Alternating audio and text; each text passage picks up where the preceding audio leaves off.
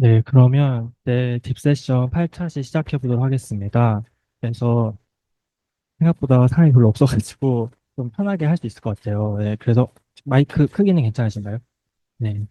그래서 할 거고, 오늘 제가 막 쉬는 시간을 따로 갖거나 그렇진 않을 건데, 내용이 좀 많을 수 있어요. 왜냐면 이제 RNN이라는 모델부터 쭉 어떤 문제점 발견하고, 그 다음에 어떻게 개선했지? 그다음에 또 문제점이 있네? 어떻게 개선하지? 그래서 계속 이렇게 이어지는 이야기거든요. 그래서 이렇게 쉬지 않고 할 거지만 이렇게 흐름 따라오시면 또 잘 들을 수 있을 거니까, 예, 이렇게 해주시면 좋겠습니다. 그래서 NLP, 그러니까 자연어 처리인 거죠. 그래서 주로 자연어 처리할 때 이제 쓰는 모델이다. 여러분들 이렇게 봐주시면 되겠고, 한번 시작해보도록 하겠습니다. 그래서 처음에는 이제 RNN 배울 거고, 그다음에 LSTM, 그다음에 GRU, 그다음에 C2C 이렇게 구성이 됩니다. 네. 그래서 아마 저번 주 과제 얘기도 했을 거예요. 왜 이 뭐지 이제 워드 투 벡터 여기서 왜 컨티뉴어스 백 오브 월드가 왜 이게 문제가 되냐 이런 거에서 시작을 했는데 보면은 이제 단어 순서를 고려하지 못해요. 딱 봐도 그냥 단어를 이렇게 개별적인 어떤 존재로 보고 이거를 뭐 주변에 있는 값을 어쩌고저쩌고 해서 이렇게 뭐 값을 찾아낸다거나 이런 식으로 진행하는 거다 보니까 이 고려가 전혀 안 되는 거예요. 그러니까 한국어 같은 경우는 뭐 나는 너를 사랑해 이런 문장을 사랑해 너는 나를 이렇게 해도 뭐 대충 알아들을 수 있겠지만 영어는 뭐 I love you잖아요. 그럼 you가 목적어에 있는 건지 뭐 주어에 있는 건지 사실 알 수가 없죠. 그러니까 특히나 더 이제 그런 데서는 좀 어려울 수 있겠다 이런 생각을 해볼 수 있고 그래서 이제 우리에게 필요한 거는 어떤 맥락을 고려하게 하는 다른 모델이 필요하다라는 이야기를 하게 됩니다. 그래서 이제 아주 기본적으로 처음에 등장한 모델이 이제 RNN이라고 하는 모델이에요. 그래서 뭐의 약자냐면 이제 Recurrent Neural Network거든요. 그래서 순환신경망이라고 하는 건데 그러면은 뭘 순환하는 거지? 라고 보면은 그러니까 그 자기 자신의 정보를 계속 이렇게 순환해 나가는 거다. 이렇게 봐주시면 될 것 같아요. 그래서 일단 HT라고 나와 있는데 이 T는 이제 그 현재 시점을 이야기하는 거고 이 H라는 건 이제 히든 스테이트여서 그 모델 내부에서 이제 현재 상태를 이야기하는 거라고 봐주시면 되겠습니다. 그래서 이런 구조인데 좀 언뜻 보면은 이해가 힘들 수 있어요. 그래서 일단은 어떤 입력 값을 이렇게 주어주게 됩니다. 예를 들면은 제가 이제 나는 너를 사랑해라는 문장을 이렇게 조사는 나누지 않고 이렇게 단어 단위로 본다고 했을 때 나는을 넣어줍니다. 그럼 나는을 넣고 그 다음에 어떤 HT라는 값을 내뱉기도 하지만 그와 동시에 그 RNN이라는 모델 자체에도 그 값을 다시 넣어주기도 하는 거예요. 그러니까 순환하고 있잖아요. 그러니까 이제 순환신경망이라고 불리는 거고 이렇게 보기보다는 이렇게 좀 더 펼쳐진 상태로 보면은 이해가 좀 수월할 수 있어요. 그래서 그런 식으로 해서 이 RNN이라는 것이 이제 출력값이 이렇게 두 개가 나온다라고 볼 수 있어요. 근데 제가 이거 공부할 때 좀 궁금했던 건 만약에 여기 나는이 들어가고 여기 너는이 나오고 그러면 다시 여기도 너는이 들어가게 되는 건데 그러면 이 나오는 값이랑 얘가 이렇게 뭐 그 요 값이랑 그러니까 요 값이 지금 여기도 이렇게 들어가게 되는 거잖아요. 그럼 요 들어가는 값이랑 요 값이랑 같으면 이게 무슨 순환하는 게 의미가 있나? 이런 생각이 들 수 있는데 제가 그래서 찾아보니까 요 이제 요 이제 히든 스테이트 같은 경우는 좀 기본적으로 이제 소프트맥스 함수 그러니까 어떤 우리가 값이 나올 법한 확률을 의미한다고 할 수 있죠. 그러니까 총합이 1이 나오는 거니까. 그러니까 그런 형태로 주로 출력이 된다고 하더라고요. 근데 뭐 항상 그런 건 아니고 그냥 말 그대로 나는을 넣는데 여기 너는 나오고 여기도 너는이 나와서 뭐 그런 식으로 이제 작동하기도 한다. 이렇게 나와 있긴 한데 어쨌든 좀 그런 확률의 벡터 형식을 기본적으로 띠고 있다. 이렇게 이해해 주시면 되겠습니다. 그래서 그런 형식으로 이제 계속 반복이 되는 거겠죠. 그래서 나는 너를 사랑해서 넣어서 계속 뱅뱅뱅 돌려서 마지막 출력이 짜잔 이렇게 하고 나오는 형태인 겁니다. 그래서 이제 계산식인데 앞으로 이제 이런 비슷한 식이 엄청 많이 나올 거예요. 왜냐면은 이 아래는 계열 모델을 정말 계속 쭉 사용하는 거여서 그래서 네, 이렇게 한번 이해를 하면은 계속 이렇게 쭉 따라올 수 있으니까 네, 좀 집중해서 봐주시면 좋겠습니다. 자, 일단 여기서는 이제 하이퍼볼릭 탄젠트를 사용하는데 여기 모델을 보면은 기본적으로 이 입력값, 우리가 이제 나는 너를 했을 때 너에 대한 그 입력값이랑 그에 대한 가중치를 곱해주는 게 있겠죠. 그래서 그게 여기 있고 그리고 우리가 그 전 상태에서 받았던 어떤 히든 스테이트의 값이 있잖아요. 우리가 왜냐면 이전 정보, 그 맥락을 우리가 받아보고 싶은 거니까 그것을 이렇게 가져오게 됩니다. 그것이 이제 전 상태의 어떤 것, 그 벡터 형태의 어떤 것이고, 뭐 행렬일 수도 있겠죠. 그리고 이제 그 가중치까지 이렇게 받게 되는 거예요. 편향은 당연히 있는 거니까, 그러니까 편향은 이제 우리가 보정하려고 넣는 거니까 이렇게 넣어주게 되는 거겠죠. 또 고식을 계산해서 하이퍼볼릭 탄젠트에 넣어서 뽑아내니까 그걸 이제 우리가 HT라고 하는 겁니다. 그러니까 여기서는 이제 H1이 되겠죠. 그게 되는 거고, 그거를 계속 순환을 쭉 이렇게 반복을 해나가는 것이 이제 RNN의 구조다. 이렇게 봐주시면 되겠습니다. 근데 여러분들이 여기서 좀 헷갈려 할 만하실 수 있는 게, 그럼 이 파라미터라는 게 뭐 매번 이렇게 여러 개가 있는 것인가? 라는 생각을 하실 수도 있는데, 그건 아니에요. 이 파라미터는 그냥 세 개인 거고, 그것이 계속 이렇게 반복이 되는 걸 의미합니다. 그런 구조다. 봐주시면 되겠고.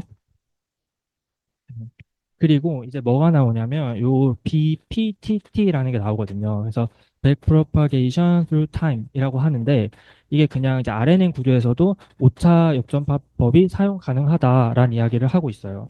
근데 뭐 안 될 거라고 생각한 적은 없는데 왜 이게 된다고 이렇게 용어까지 만들어 놓는 거지? 라고 했을 때, 이 RNN 같은 경우는 좀 특이한 점이 있어요. 왜냐하면 이 기본적으로 이 자연어 처리할 때 주로 쓰는데, 자연어는 굉장히 형태가 길잖아요. 제가 지금 예를 들어서 말하고 있는 이 강의 내용, 이거 이렇게 쭉 한다고 하면 좀 더 길죠. 그렇다 보니까 이게 사실 기울기 소실 문제가 되게 쉽게 발생해요.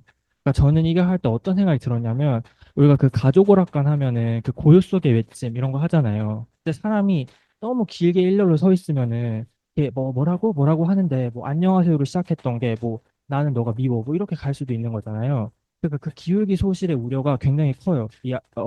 자연은 이제 길기도 하고 이렇다 보니까. 그래서 이제 그런 어떤 특징이 있기 때문에 이제 이런 단어가 나왔다 이렇게 볼 수 있고, 아 그러면 이런 이제 RNN 계열에서는 이렇게 역전파법이 가능하구나. 근데 그러면 그런 문제가 있는데 어떻게 하면 잘할 수 있을까라고 했을 때, 얘네들이 이렇게 중간에 이렇게 잘라요. 잘라서 진행을 하는데, 그러니까 제가 이제 이 뒷페이지 내용을 미리 말했죠. 그래서 기울기 소실이 이제 문제 발생한다라는 거고, 그러면 이거를 좀 적당히 이렇게 끊어보자 이렇게 얘기하는 거죠. 그래서 트렁케이ted BPTT 이렇게 부르고, 여기가 좀 이제 구체적인 어떤 순서가 나와 있어요. 그래서 당연히 이 순전파는, 그러니까 순전파, 그러니까 말 그대로 자기들 순서가 있으니까 그거를 거스르면 안 돼요. 그러니까 기본적으로 이렇게 가긴 해야 되는데, 그 중간에 역전파를 한번 껴주는 거예요. 그래서 1번 쭉 가서 순전파하고, 잠깐 끊을게. 그리고 역전파 쭉 해주고, 그 다음에 다시 여기 가서 순전파를 진행합니다. 네, 그리고 다시 또 역전파를 하고, 또 그 다음 순전파로 가겠죠. 네, 그런 식으로 좀 중간에 이렇게 끊어서 우리가 역전파를 해줄게. 왜냐면 기울기 소실이 너무 일어나니까. 가족 거라가 너무 길게 하니까, 그러면 우리가 전달이 잘 안 되니까 좀 끊어서 진행할게. 이렇게 이야기하는 게 요 RNN의 역전파의 특징이라고 봐주시면 되겠습니다. 네, 그래서 이제 뭐 문제점은 오늘 많이 들어보셨을 거예요. 그래서 마찬가지 이런 되게 뻔한 문제들이 발생하게 됩니다. 그래서 기울기 폭발, 그러니까 뭐 특정 가중치가 너무 크다거나 이래서 이렇게 그러니까 말 그대로 폭발해 버리는 거, 너무 큰 가중치가 돼 버리는 거, 그래서 학습이 제대로 되지 않거나, 아니면 기울기 소실, 뭐 시그모이드 함수 같은 경우는 이제 기울기가 뭐 0.25 최대 막 이러다 보니까 그거 계속 곱해버리면 이제 소실이 생기겠죠.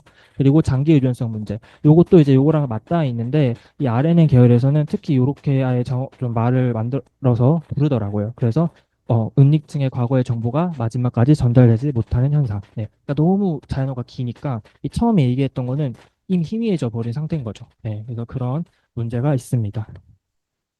그러면 네. 이런 문제가 있으면 이제 해결을 해야겠죠. 그래서 나온 이제 첫 번째 문제는 기울기 폭발. 그럼 이제 너무 커져 버리니까 그럼 중간에 자르자. 그러니까 자른다기보다는 어떤 이 정도 이상이면 안 돼. 그냥 그거는 이제 여기가 최대야. 이렇게 문턱값을 설정하는 거. 그러니까 역치를 넣으면 안 돼. 이렇게 얘기하는 게 기울기 폭발. 그를 방지하는 게 이제 기울기 클리핑이라고 얘기를 해요. 이렇게 잘라 버린다는 거죠. 그래서 해당 식은 이런 식으로 이제 나와 있고, 어떤 수 이상이면은 우리는 그냥 G 해수로 정할게 이렇게 하는 겁니다. 이렇게 하는 거고, 일단 기울기 소실 같은 경우는 LSTM이라는 모델을 만들어냅니다. 네. 요거도 이제 좀 이따 얘기해 볼 건데, 이게 보면은 long short memory라고 나와 있잖아요. 이게 무슨 말이냐면 긴 이야기도 그다음에 짧은 이야기도 우리는 다 기억할 수 있어 이렇게 이야기하는 거예요. 왜냐면 RNN은 너무 기니까 이제 너무 이렇게 초반에 얘기했던 친구들은 잘 목소리가 들리지 않는데 우리는 그것도 할 수 있어 라는 모델로 등장한 게 LSTM이다. 이렇게 봐주시면 되겠습니다. 네. 그래서 이제 배울 게 LSTM이에요. 그래서 이제 모델을 우리가 총 4개를 오늘 배울 건데 첫 번째 배웠어요. 그래서 RNN 배웠죠. 그래서 기본적인 어떤 순환하는 건데 이 친구 같은 경우는 이제 기울기 소실이 너무 문제다. 그래서 LSTM이 나왔다라는 거죠. 그러면은 그 기울기 소실을 좀 어떻게 방지를 할 수 있을까라고 했을 때 그 장기적인 정보를 우리가 계속 가지고 갈 수 있어야 되잖아요.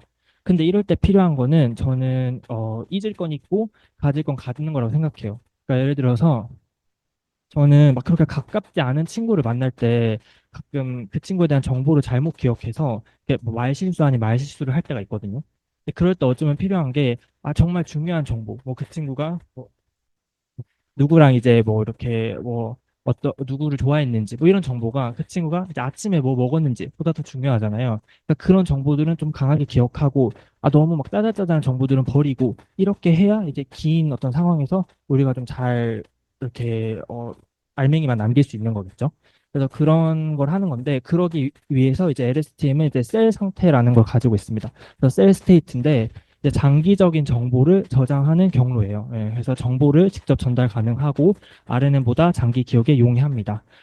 이 셀 스테이트 같은 경우는 이제 이 모델 자체에서만 서로 주고받아요. 예, 그러니까 밖으로 이렇게 출력값으로 나오지 않거든요. 그것도 다음 페이지에 있는데 보도록 하고 그다음에 이 게이트 이제 여기서 그 LSTM이랑 GRU라는 모델에서 이 게이트라는 걸 제가 엄청 많이 말할 거예요. 뭐 폴 게이트다, 뭐 인풋 게이트다, 뭐 쭉쭉 얘기를 할 건데 이 같은 경우 말 그대로 그러니까 정보를 너네 어느 정도 내가 받을게, 어느 정도 잊을게 이런 식으로 이야기하는 걸 말해요.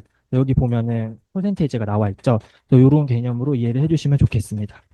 근데 이제 이게 퍼센테이지가 나와 있으면 여러분들 생각나는 함수가 하나 있을 거예요. 그 시그모이드 같은 경우는 0에서 1의 출력값을 갖죠. 네, 그래서 보통 요런 걸 할 때는 이제 시그모이드 함수를 사용하거든요. 제가 그것도 뒤에 가서 다시 자세히 이야기를 해보도록 하겠습니다. 네. 그래서 이 셀 상태, 요게 이제 LSTM이 가지는 좀 중요한 어떤 특징이라고 제가 말씀을 드렸고, 그래서 이제 기억 셀, 단순히 셀 이렇게 부르기도 하는데 여기 보면은 RNN은 그런 게 없지만 이 LSTM 같은 경우는 CLT-1, 그러니까 전 상태인데 CT 이렇게 간다는 거죠. 네. 근데 다음 LSTM 계층으로 전달을 하는 거고 이 밖으로 뭐가 나가지는 않아요. 그러니까 그 자기 내부에서 어떤 장기 기억을 가지고 있게 하기 위한 어떤 창고라고 하면 될까요? 뭐 그런 식으로 여러분들이 이해를 해주시면 좋겠습니다.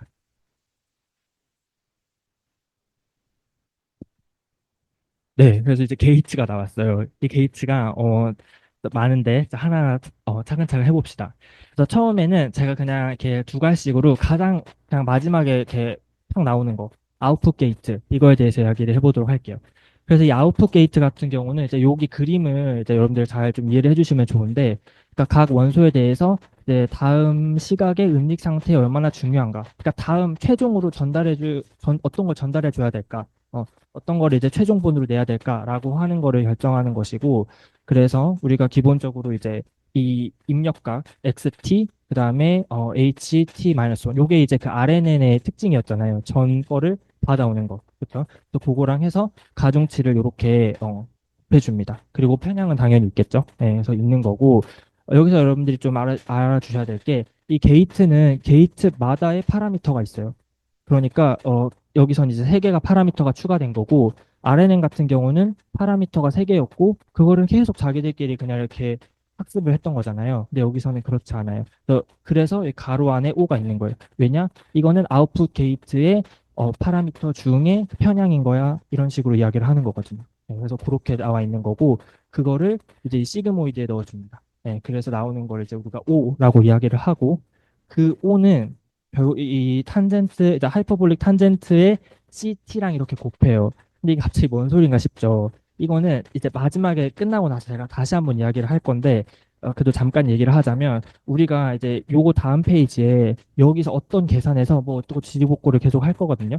그렇게 해서 나온 게, 그렇게 해서 계산된 어떤 CT라는 그 값이 있어요. 그러니까 이 LSTM 자체 내부에 가지고 있는 어떤 창고에서 가지고 오는 값이 있는데, 그거를 하이퍼볼릭 탄젠트에 넣어서 우리가 요 아웃풋 게이트 값이랑 곱해줍니다. 그래서 나오는 HT 요게 우리가 최종적으로 어, 출력값이기도 하고 다음에 내보내는 것이기도 하다는 거예요. 그래서 그렇다는 거고, 네. 그리고 여기 뭔가 도넛 같이 생긴 친구. 요거는 이제 아다마르 곱이라고 하는 거의 기호인데, 이 아다마르 곱은 뭐냐면, 그러니까 이게 보통 이제 행렬 형태로 돼 있을 거 아니에요. 근데 행렬 형태는 우리 막 처음에 있는 거 뭐 행하고 두 번째 있는 식 열해서 막 이렇게 곱하는 거잖아요. 그게 아니라 진짜 그냥 단순하게 곱하는 거예요. 그러니까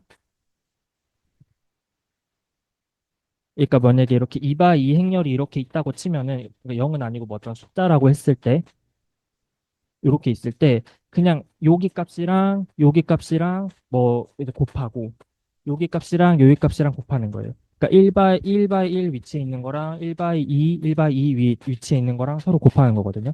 그러니까 그냥 같은 위치에 있는 것들끼리 곱하는 거다. 이렇게 봐주시면 되겠습니다. 그래서 제가 막 복잡한 설명을 안 적어놨고 그냥 아주 행렬 개념을 모르는 사람이 곱하는 거라고 했을 때 딱 그냥 떠오르는 개념 그거라고 생각해 주시면 돼요. 그렇게 곱셈을 해줍니다. 그럼 이제 게이트 하나 살펴봤어요. 이제 아웃풋 게이트 살펴봤는데, 그럼 그 아웃풋 게이트까지 가기 위해서 어떤 일련의 과정들이 있어요. 그래서 그걸 살펴보겠습니다. 일단 폴겟 게이트라고 있는데, 이거는 이제 기억셀, 이 창고가 있는데 창고에 너는 이런 정보는 좀 잊어. 잊으면 좋겠어. 이거는 뭐 그렇게 중요한 건 아니거든. 이렇게 이야기하는 게이트예요. 그래서 뭘 잊을까를 이제 지시하는 거고 마찬가지예요. 그래서 XT 현재 시점에 데이터 들어가고 그다음에 전 거 받아왔던 거를 합니다. 그래서 시그모이드에 통과를 시켜요. 편향은 당연히 있는 거고 제가 그 말씀드렸다시피 이 파라미터 자체는 또 이 폴겟 게이트 자체의 파라미터예요. 그래서 이게 F가 이렇게 있습니다. 네. 이렇게 돼 있고 그다음에 시그모이드를 씌워준 거죠. 네. 왜냐하면 여기 나오는데 이 데이터의 어떤 통과시키는 비율이라고 했을 때 주로 이제 시그모이드 함수를 사용해요. 왜냐하면 출력값이 0에서 1 사이니까. 네, 그래서 그렇게 계산을 해주는 거고 그러면 이제 결국 우리가 요 셀, 셀이랑 우리가 곱해줘야겠죠. 그래서 이때도 아다마르 곱을 사용합니다. 그래서 이렇게 나온 값 F랑 그다음에 C T-1 그래서 요건 이제 전 상태의 그러니까 전 상황의 요 셀인 거죠. 그래서 곱해서 우리가 CT를 이렇게 뽑아줍니다. 그래서 이렇게 나오는 거고, 그 다음에 제가 또 설명을 해야 될 게, 이 하이퍼볼릭 탄젠트 함수인데, 여기서 어떨 때는 이제 시그모이드를 쓰고, 어떨 때는 하이퍼볼릭 탄젠트를 쓰는데, 이 하이퍼볼릭 탄젠트는 이제 마이너스 1에서 1 사이의 값을 갖죠. 그래서 이거는 어떤 비율이라기보다는 인코딩 등 정보의 강약 정도를 표시한다. 이렇게 이해를 해주시면 될 것 같아요. 근데 이렇게 말하면 이게 뭔 소린가 싶은데, 요거는 제가 그냥 이해하는 방식은 우리가 흔히 막 상관계수 이런 거 할 때 값이 마이너스 1에서 1이잖아요. 그러면 1이면 이제 정비를 한다는 느낌이고 마이너스 1이면 그러니까 의미가 없다는 게 아니라 뭔가 다른 그러니까 정비를 하지 않는다는 그런 의미가 있는 거잖아요. 그러니까 그런 어떤 강도를 표시하는 때는 그리고 이제 밑에 걸 쓰고 정말 비율이라고 했을 때는 시그모이드를 쓴다. 이렇게 이해를 해주시면 좋겠습니다. 그러면 이따 얼마나 잊을지를 결정했고 요거를 셀에 보내줬죠. 네. 그럼 그 다음에 나오는 게 이제 메인 게이트라고 해요. 그래서 이거는 그냥 이제 새로운 기억셀 뭐 이런 식으로 부르는데 뭐 문헌에 따라서는 이제 메인 게이트라고 하기도 한다고 합니다. 그래서 우리가 마찬가지로 또 똑같은 거예요. 그래서 요거 들어가고 요것도 이렇게 들어가게 됩니다. 그래서 이제 하이퍼볼릭 탄젠트에 넣어줍니다. 근데 여기서는 어떤 이제 정보의 강약 정도를 이제 보여주기 위해서 이걸 썼다고 할 수 있겠죠. 하고 마찬가지로 이제 편향도 넣어줍니다. 제가 아까 했던 얘기인데 마찬가지로 이제 파라미터도 또 다른 세 개가 추가되는 걸 알 수 있습니다. 그리고 이제 인풋 게이트가 있어요. 이 인풋 게이트 같은 경우는 이제 요 아까 제가 처음에 설명했던 처음이 아니라 전에 설명했던 그 메인 게이트 거기 있는 친구랑 이렇게 이제 막 섞이게 되는 건데 요것도 마찬가지예요. 그래서 이렇게 편향이랑 곱하고 비도 곱하는 거죠. 시그모이드에 넣고 그러니까 어느 정도 비율로 우리가 뽑아낼까라고 하는 거죠. 그래서 인풋 게이트. 요것도 이제 새롭게 추가되는 정보에 대한 어떤 얘기를 한다고 생각해 주시면 돼요. 그래서 그게 나오고 우리가 아까 G를 계산했잖아요. 메인 게이트에서. 도고랑 이렇게 새로 뽑아낸 친구랑 아다마르 곱을 진행해 줍니다. 그래서 뽑아낸 걸 G 햇이라고 얘기를 해요. 그래서 이 G 햇이 나오게 되고 그럼 사실 우리가 이제 배울 건 다 배웠거든요. 근데 아까 제가 G 햇이 나오는 얘기를 했었잖아요. 그래서 거기를 잠깐 제가 다시 이어서 설명을 할게요. 그래서 우리가 G랑 이제 I랑 아다마르 곱해서 G 햇이 나왔어요. 그럼 이 G햇은 다시 요 위에 갑니다. 그래서 아까 우리가 이 LSTM만의 특징, 요 셀을 이제 계산해 주는데 CT인데 요 G햇을 더해 줍니다. 왜냐면 우리가 새롭게 추가되는 정보에 대한 거를 또 넣어줘야 될 거 아니에요. 이제 잊을 만큼 있고 넣을 만큼 넣고 이렇게 되는 거니까 그래서 넣어서 다시 CT를 업데이트를 해주고 그 CT는 다시 또 이동을 합니다. 이동을 해서 이 하이퍼볼릭 탄젠트에 또 넣어주게 됩니다. 그러니까 값을 너무 막 이렇게 크거나 막 너무 작아버리면 그러니까 이제 마이너스 1에서 1 사이의 값을 갖는 요게 함수에 넣어주는 거죠. 이렇게 넣어주게 되고 우리가 이제 이렇게 넣어주면 이런 값이 나오는데 요때 우리가 아까 먼저 배웠던 그 아웃풋 게이트의 값, 이제 O 기억하시죠? 그래서 그 O랑 하이퍼볼릭 탄젠트랑 이렇게 값 한 거를 다시 아담하를 곱을 해줍니다. 그러면 이제 최종으로 HT가 나오게 되는 거예요. 네. 그래서 좀 복잡한 과정일 수 있는데 결국은 그 기울기 소실의 문제가 있었기 때문에 뭐 이런 식으로 쭉 해서 이렇게 뽑아냈다라고 봐주시면 되겠습니다. 근데 제가 이제 좀 공부할 때 들었던 의문은 이 그러니까 얼마나 잊는다는 거는 결국 얼마나 이제 기억하는 거랑 어떻게 보면 뒤집는 얘기가 아닐까? 뭐하러 이렇게 게이트가 많이 필요할까? 그런 생각이 드는 거예요. 근데 잘 생각해 보면 이 전에 있었던 거를 이렇게 전 애인이라고 생각해 보면은 이 전 애인을 내가 이렇게 그러니까 전 애인을 많이 생각한다는 것이 내가 현재 애인을 덜 사랑한다는 거랑 같은 말일까? 근데 그건 아닌 것 같은 거예요. 그러니까 저도 물론 그런 말을 들으면 기분이 막 좋진 않겠지만 사실 생각해 보면은 그게 그렇게 공존할 수 없는 얘기는 아니라는 생각이 들더라고요. 그렇죠. 그러니까 내가 과거 정보는 많이 갖고 있고 싶어. 많이 갖고 있고 새로운 정보도 나는 많이 가질래가 될 수도 있긴 한 거죠. 네, 그러니까 이 게이트 자체가 그러니까 저는 왜 이렇게 많이 만들었지? 이런 생각이 들었는데 각각의 어떤 그 의미가 있고 뭐 공존할 수도 있는 거다. 그래서 이런 개념으로 이해를 해주시면 좋겠습니다. 근데 제가 그냥 이제 하고 그냥 넘어갔는데, 그러면 이게 기울기 소실을 어떻게 막을 수 있는 건데, RNN의 문제를 어떻게 막을 수 있는 건데, 라고 했을 때, 일단은 이 행렬곱 연산을 RNN에서는 계속 해주는데, 그게 아무래도 복잡하다 보니까 좀 오케이. 아무래도 기울기 소실 원인이 많이 일어나겠죠. 예. 그런데 이제 그리고 뭐 시그모이드나 하이퍼볼릭 탄젠트 이런 것도 사용하고. 근데 그에 비해서 우리가 계속 그 아다마르 곱 얘기를 했었잖아요. 근데 그거는 되게 단순하죠. 행렬곱에 비해서 이해하기도 쉽고. 예, 그러니까 이제 당연히 좀 영향이 덜하다 이렇게 볼 수 있는 거고. 그리고 우리가 여기서 그 메인 게이트에서 나온 값은 우리가 덧셈을 해줬어요. 사실 덧셈 같은 경우는 그냥 뭐 역전파를 할 때 큰 영향을 미치지 않죠. 그러니까 그런 것도 있어서 기울기 소실을 좀 방지할 수 있는 것도 있다. 이렇게 보면 되고, 그 다음에 우리가 그 파라미터를 RNN에서는 딱 세 개. 그리고 그거를 계속 그냥 자기 모델에서 돌려서 썼었잖아요. 근데 여기서는 왜냐면 게이트가 총 네개였죠. 그래서 왜냐면 꿀겟 게이트, 아웃풋 게이트, 그다음 메인 게이트, 그다음에 인풋 게이트 이렇게 해서. 근데 각각 파라미터가 우리가 가중치랑 그다음에 편향까지 해서 12개가 있는 거잖아요. 그러니까 아무래도 이제 파라미터가 많다 보니까 그러니까 세 개만 있으면 그 안에서 기울기 소실이 일어날 수 있는데 막 값도 다양하고 많다 보니까 아무래도 그거를 방지할 수는 있겠죠. 네. 물론 이제 이런 모델 쓴다고 100% 이제 훨씬 낫다 뭐 이렇게 말할 수는 없지만 뭐 실험적으로 봤을 때 더 괜찮은 모델이다 이렇게 이야기가 되고 있습니다. 음. 그런데 또 문제는 RNN의 기울기 소실이 문제였고 LSTM이 계속 그걸 해결했는데 문제는 파라미터가 너무 많아요. 12개. 이거 언제 다 학습하고 앉아 있을까요? 그렇죠? 그래서 사람들이 또 나온 게 그 적당한 그 중간에 어떤 걸 원해라고 해서 나온 게 GRU라는 모델입니다. 요거 같은 경우는 이제 기억셀, LSTM의 특징이라고 했던 그 창고, 그 친구를 그냥 없애고 이렇게 좀 단순하게 다시 만들었어요. 근데 그렇다고 해서 RNN하고 또 같은 모델은 아닙니다. 그래서 기본적으로 이렇게 구성이 되어 있는데, 네, 리셋 게이트랑 업데이트 게이트 이렇게 있거든요. 근데 업데이트 게이트는 이제 두 개로 나뉘어요. 아무래도 그 전에 LSTM의 계보를 읽는 거기 때문에 역할은 비슷한데 나는 좀 더 간단해라는 이야기를 하는 친구입니다. 그래서 봐보도록 하겠습니다. 그래서 보면은 이 리셋 게이트를 볼 건데 리셋 게이트 마찬가지입니다. 그래서 들어오고 그다음에 전에 히든 스테이트 값 받습니다. 그래서 받고 시그모이드에 넣어줍니다. 그래서 이제 넣어주는 거고 이것도 이전 정보에 대한 이야기라고 봐주시면 돼요. 그래서 시그모이드를 해서 이렇게 씌워주는데 그래서 요 R 값이 예를 들어서 뭐 1이다라고 하면은 1이다라고 하면은 이제 시그모이드 값이니까 이제 근데 과거 정보에 대한 거라고 제가 얘기를 했었잖아요. 그러니까 1이면은 그냥 과거 정보 다 반영해 이렇게 얘기가 되는 거예요. 근데 만약에 이제 무시한다. 라고 하면은 그냥 0 나오겠죠. 예, 그래서 그렇게 된다라는 거 알아주시면 되고 이게 나중에 이제 여기 게이트에 가서 쓰여요. 그래서 요거를 잠깐 잘 기억해 주세요.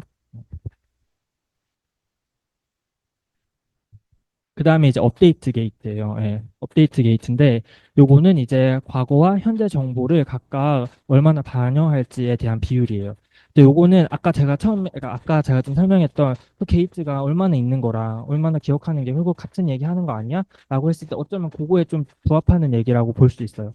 근데 얘기를 해볼게요. 그래서 요거는 이제 폴겟 게이트와 인풋 게이트, 그러니까 과거와 현재에 대한 이야기를 하는 거다. 이렇게 봐주시면 되겠고, 일단 처음에 제가 그 톨겟 게이트의 역할을 하는 것, 이 업데이트 게이트 안에서 그거를 좀 설명을 해볼게요.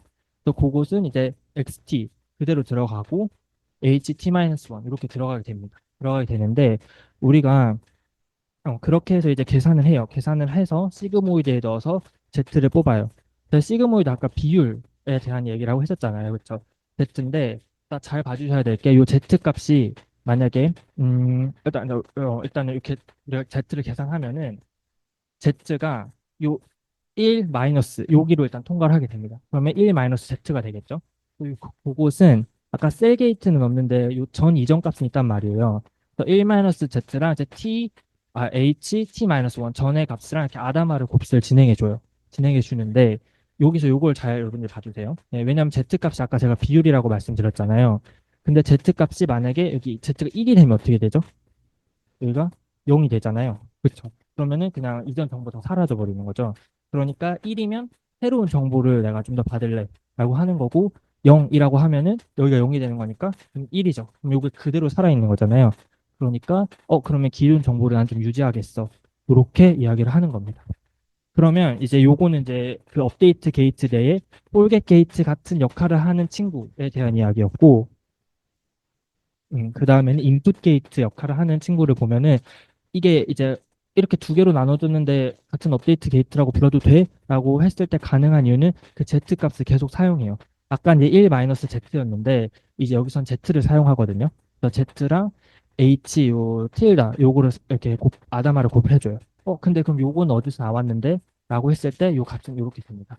근데 여기서 좀 다른 게 기존의 요 값을 사용하는 게 아니라 여기 보면은 똑같이 입력값이랑 편향이 있는데 여기서는 HT-1이랑 요 R 우리가 리셋 게이트에서 아까 했었던 거 있죠. 네, 그래서 그거 아다마를 곱한 거를 곱해줘요. 네, 그러니까 우리가 처음에 그 리셋 게이트 때 배웠던 게뭐 의미 없는 게 아니다. 제가 기억해 달라고 말씀드렸잖아요. 그게 이제 요거 때문에 제가 말씀을 드렸던 겁니다. 그래서 요렇게 되고 요거는 하이퍼볼릭 탄젠트에 넣게 됩니다. 요거는 이제 왜 그럴까 생각을 해보면 요거는 어떤 비율에 대한 문제라기보다는 이제 진짜 좀 찐으로 이렇게 출력을 앞두고 있는 상황인 거잖아요. 그런 상황에서는 이제 정말 그 정보의 강약 정도를 더 생각을 해야 되기 때문에 이 하이퍼볼릭 탄젠트를 사용한 게 아닐까라고 생각합니다. 그래서 요 H 틸다랑 해서 나온 게 이제 곱해주게 됩니다. 그러면 이제 이 시점에서 우리가 가지고 있는 건 두 가지 값이에요.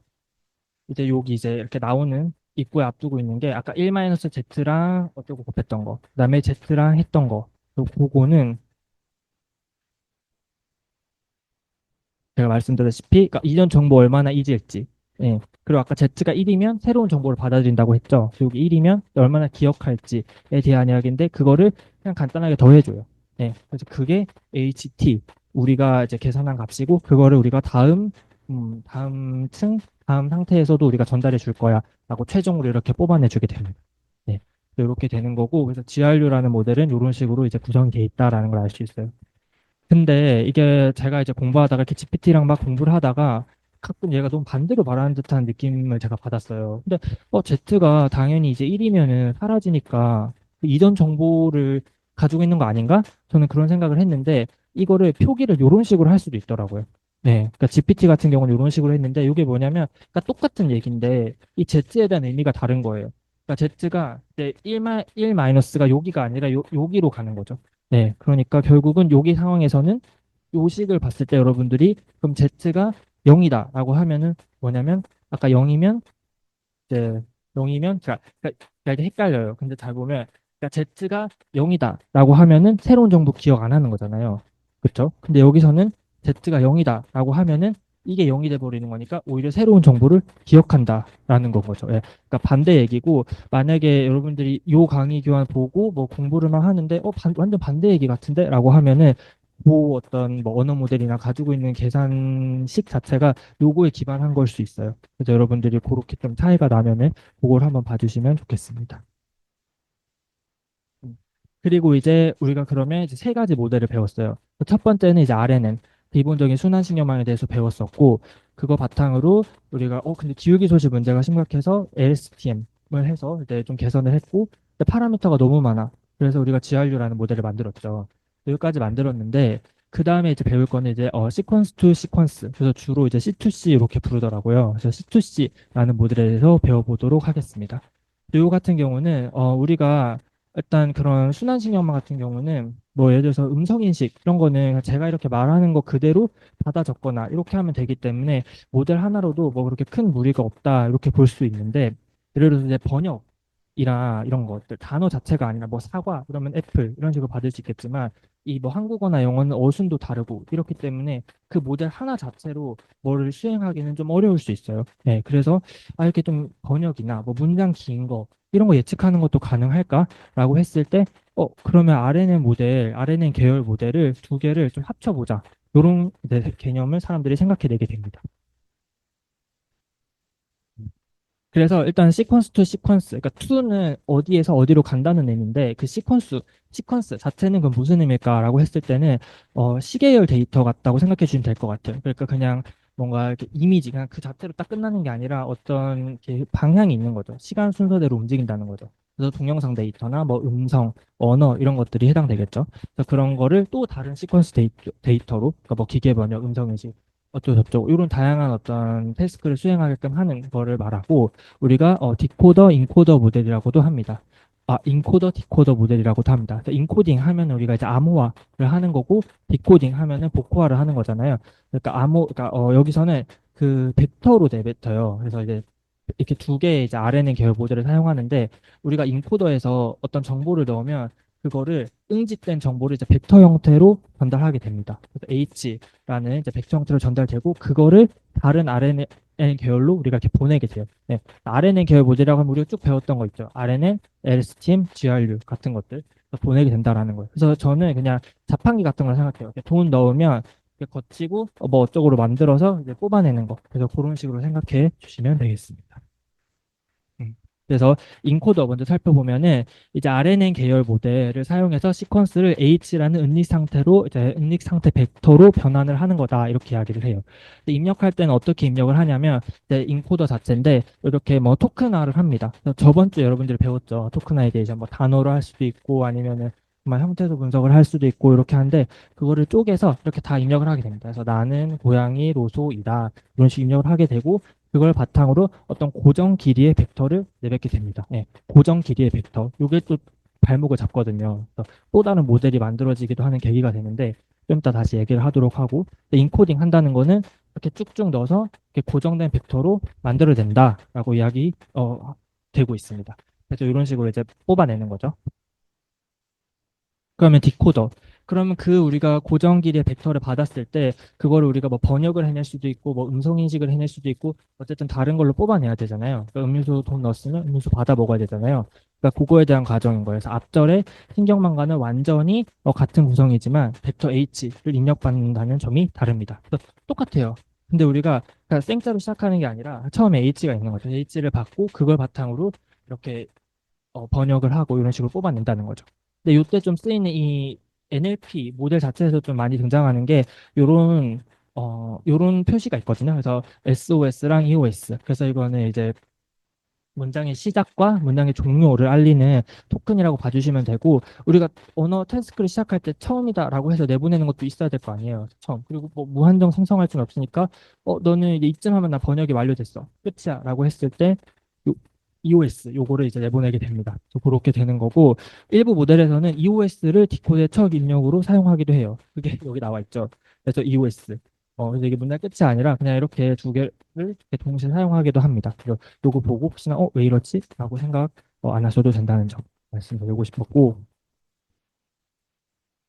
네, 그 다음에는 이제 이게 제가 설명했던 거는 이제 C2C의 어떤 기본적인 그런 메커니즘을 설명해 드린 거고, 그 다음에는 여러분들 제가 이제 과제로 논문을 낼 건데, 그 논문에 좀 관련된 내용이에요. 그래서 그거에 대해서 이야기를 해보도록 하겠습니다. 입력 데이터 반전이라고 나와 있는데, 그러니까 리버스라고 하니까 문장 순서를 바꾸는 걸 이야기해요. 그래서 보면은 그러니까 문장을 넣을 때 우리가 나는 고양이 로소이다 이렇게 넣어서 I am a cat 이렇게 뽑는 게 아니라 이 문장을 완전 다 뒤집는 거죠. 예. 그러니까 뒤집어가지고 넣었을 때 성능이 더 좋더라, 번역을 잘 해내더라라는 거를 C2C라는 논문에서 이야기를 해요. 그렇게 이야기를 하는데 이제 왜 그럴까 생각을 해보면 그 논문에서도 사실 그냥 경험적인 어떤 거기 때문에 뭐 명확히 이런 이유 때문에 우린 뭐 잘 됐어 이렇게 이야기는 하지 않는데 결과적으로 보니까 잘 됐더라 이렇게 이야기를 하거든요. 그래서 그거는 이제 대응되는 단어들의 평균 거리는 변하지 않아요. 그래서 생각해보면 그렇죠. 그러니까 요렇게 멀면은 계속 똑같은 길이로 먼 건데 요 같은 경우는 요렇게는 정말 가깝고 요 끝과 끝은 정말 멀지만 평균 거리 자체는 변하지 않아요. 그러니까 뭔가 페널티를 갖고 들어가는 건 아니고 또 어떻게 보면 문장 초반부의 단어들이 가까워지는 거잖아요. 나랑 아이랑 가까워지는 거잖아요. 그러면 이 미니멀 타일 매그 요게 논문에 등장하는데 그러니까 최소한의 어떤 시간 지체가 감소한다는 거니까 어쨌든 뭐그 지체되는 시간이 줄어든다는 거죠. 이렇게 왜냐면 가까우니까. 바로 인코드에 넣고 디코더로 뽑을 때 가장 마지막에 학습했던 나가 가장 처음으로 예측을 하게 되니까 그 정보가 좀 선명히 남아 있을 거 아니에요. 그래서 그런 이야기를 하고 있어요. 그래서 역전팟이 기울기의 정보를 잃지 않고 보존할 가능성이 높아진다라고 나와 있죠. 왜냐하면 또 가까우니까. 그런 이야기를 하는데 제가 그래서 좀 이 이유를 생각을 해봤어요. 왜 그럴까 이런 생각을 좀 해봤는데 그러니까 이 논문에서 사용하고 있는 데이터셋은 영어를 그러니까 프랑스어로 번역하는 걸 사용하고 있거든요. 근데 저는 뭐 불어는 할 줄 모르지만 그 불어 번역기 대충 돌려보니까 어순이 영어랑 다르진 않더라고요. 네. 그리고 보통 이제 이런 연구들이 영어권에서 이제 영어를 중심으로 뭐 독일어라든지 프랑스어로 많이 이루어지는데 어순이 한국어랑은 이제 다르죠. 한국어는 목적어가 가운데 오는데 이런 언어는 이제 뒤에 오잖아요. 그러니까 그런 어순이 비슷한 언어끼리는 특히 이런 게 더 잘 작동하지 않을까? 이런 생각이 저는 들었어요. 왜냐하면 걔는 이제 주어, 동사, 목적어 이렇게 얘기하고 혹시 정말 정확히 이렇게 데칼코마니처럼 반대가 된다면 그럴 수도 있겠다 싶긴 하더라고요. 그래서 한국어로도 해보면 어떨까 싶다는 생각도 들었어요. 네. 그리고 이제 피키라고 나오는데 이건 이제 엿본다는 걸 말해요. 그래서 요거는 그러니까 디코더를 해서 우리가 이제 어떤 걸 이렇게 출력을 쭉 해낼 때 그러니까 그냥 이렇게 아무리 이제 고정 단위 벡터를 입력 받았어도 너 혼자 다 예측해 알겠지? 그리고 또 하면은 뭔가 이렇게 너무 1인분 다 하고 1인분 다 하고 이렇게 하기보다는 좀 조금은 정보를 좀 주면 안 돼? 그러니까 좀 조금 팀플레이 하자 이렇게 이야기를 하는 거예요. 그래서 엿본다. 그러니까 정보를 좀 흘려줌으로써 서로 좀 더 완벽하게 태스크를 좀 더 이제 더 질 좋은 태스크를 수행할 수 있게끔 한다는 거죠. 여기 보면 이제 집단지성의 비유가 가능합니다. 그래서 정보를 막 이렇게 독점하고 너 끝났어? 그럼 나 끝났으면 너 이런 식으로 가는 게 아니라 조금 이렇게 공유를 하자. 그래서 여기 보면은 이 정보를 이렇게 살짝 화살표로 이렇게 흘려주는 게 있어요. 네. 그래서 이렇게 있고 이걸 코드에서 구현할 때도 이제 어떤 그 메소드가 있는데 그걸 통해서 이렇게 한다고 합니다. 그러면 이제 지금까지 C2C를 봤을 때는 막 이제 뭐 GRU를 통해서 해결도 했고 이제 두 가지 RNN 계열 모델 합쳐가지고 태스크도 수행하고 그러니까 저는 읽을 때 와 그럼 되게 완벽한 모델이구나 잘 만들었구나 싶었는데 제가 아까 고정 길이의 벡터라고 말씀을 드렸잖아요. 그렇다 보니까 이게 길고 복잡한 문장을 이 어떤 정해진 틀 안에 담아 넣으려고 하면 얼마나 그 꾹꾹이하게 들어가겠어요. 그러니까 애초에 그릇이 크지 않은데 그 복잡한 정보를 담으려면 아무래도 어려움이 있겠죠. 그래서 이제 뭐 유연하게 벡터 설정하는 모델이 등장하기도 하고 이렇게 되기도 하거든요. 그래서 어떤 모델의 한계점이라고 할 수 있고 그 다음에 이제 기울기 소실 문제 요거는 뭐 늘 있는 거고 그거를 이제 어떤 해결하기 위한 방안으로 뭐 어텐션 트랜스포머 모델이 등장하기도 합니다. 그래서 그건 이제 다음 주에 발표자가 발표를 할 예정인데 그 모델 같은 경우는 지금 현재 우리가 GPT 할 때 T도 이제 트랜스포머를 쓰는 것처럼 지금 되게 어떤 핫한 언어 모델들의 가장 좀 중심에, 그러니까 처음에 어떤 등장한 그런 친구거든요. 그래서 그거 다음 주에는 네, 더 이렇게 집중해서 들어주셨으면 좋겠고, 네, 저의 과제는 네, 이렇게 있습니다. 그래서 제가 이 C2C 논문을 봤는데 이 논문이 또 이렇게 생각보다 좀 이렇게 길이가 있고 이래서 여러분들이 막 이렇게 막 바쁜데 다 읽기는 좀 힘드시지 않을까 이런 생각이 들었어요. 그러니까 물론 이제 다 읽으면 좋지만, 그러니까 제가 과제로 내드리는 거는 그 인트로덕션, 그 첫 번째 부분. 요것도 한 한두 바닥 정도가 돼요. 근데 여기에 생각보다 이 모델 전체에 대한 내용을 제가 잘 집약을 해놔서 요거 읽고, 그다음에 요 3.3. 여기 보면 딱 제목부터가 그냥 문장을 뒤집는 거잖아요. 제가 아까 말해서 성능 좋았다고 한 부분. 그거에 대한 설명이거든요. 그래서 요 두 부분을 여러분들이 최소한 요 두 부분을 읽고 각 부분에 대해서 세 줄 요약을 해서 게시판에 올려주시는 거. 그것을 제가 과제로 생각해 봤습니다. 그래서 세 줄 요약은 뭐 한글 파일에 담거나 그러실 필요는 없고 그냥 그 제출할 때 들어가면 바로 그냥 글 쓰는 상자 있잖아요. 거기다 그냥 여러분들이 그냥 간단하게 써주시면 될 것 같아요. 네. 하고 혹시나 논문 읽는 게 너무 좀 어렵고 그러면 뭐 GPT랑 이렇게 계속 대화를 해봐도 좋은데 그것도 좀 안 되고 어렵다 싶으면 씨는 좀 꽤 오래된 논문이기도 하고 유튜브에 많이 있어서 그거 참고하면서 여러분들이 읽어 나가셔도 됩니다. 여기까지고 네, 네, 제 발표를 들어주셔서 네, 감사합니다.